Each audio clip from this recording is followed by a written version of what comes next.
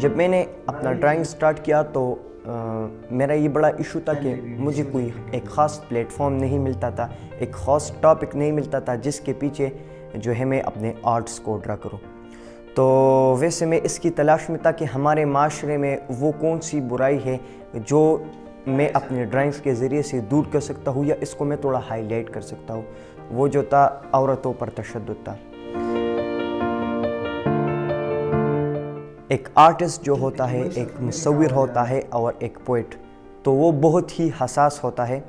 اور میں کہوں گا کہ اس کے باڈی جو ہے نا وہ بے جلد ہوتی ہے، اس پر سکن نہیں ہوتی۔ تو معاشرے میں جو بھی تبدیلی آتی ہے، جو بھی ایولیوشن آتے ہیں، تو اس پر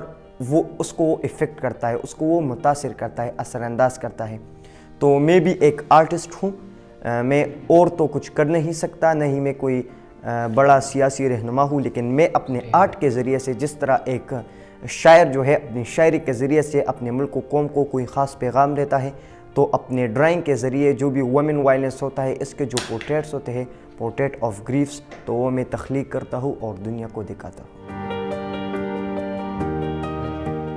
یہ تصویر پر ڈیپینڈ کرتا ہے کہ تصویر کتنے وقت میں بنتی ہے۔ زیادہ تر میں ایک پورٹریٹ پر 1 دن یا 2-2.5 دن لیتا ہوں، اور اس طرح جو ڈیٹیل والا ڈرائنگ ہوتا ہے A2 سائز یا بگر سائز، تو اس پر ہفتوں کا ٹائم بھی لگتا ہے۔